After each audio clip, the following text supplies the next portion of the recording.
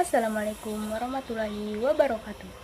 Selamat pagi pemirsa, seputar info kembali hadir di sela-sela aktivitas Anda.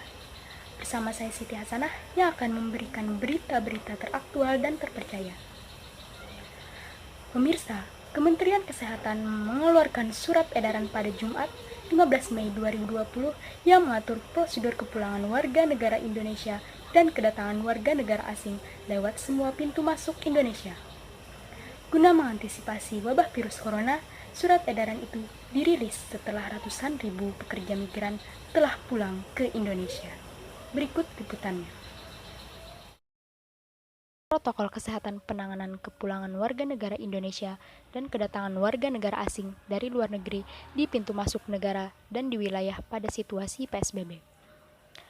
Melalui surat edaran ini, para pemegang paspor Indonesia dapat mengetahui prosedur yang harus dilakukan ketika berada di pintu masuk bandar udara, pelabuhan, atau pos lintas batas negara.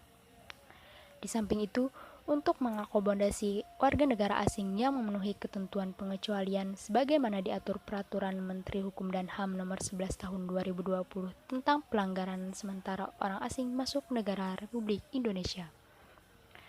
Beberapa pertanyaan diberikan kepada gugus tugas nasional mengenai prosedur yang harus dilakukan bagi warga negara Indonesia yang tiba di pintu masuk negara.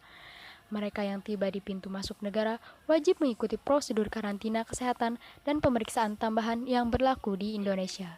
Ada beberapa tahapan yang dilakukan saat pemeriksaan kesehatan, seperti wawancara dan pemeriksaan melalui rapid test atau PCR. Terkait dengan dokumen, setiap warga negara Indonesia dibekali dengan surat keterangan sehat yang berlaku maksimal 7 hari sejak diterbitkan oleh fasilitas kesehatan dari negara asal. Dokumen tersebut akan divalidasi oleh dokter kantor kesehatan pelabuhan atau KKP balik di pelabuhan, bandara maupun PLBDN.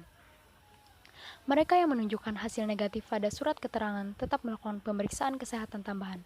Jika tidak ditemukan penyakit atau faktor risiko pada pemeriksaan kesehatan, petugas KKP mengeluarkan izin kesehatan kepada individu yang bersangkutan.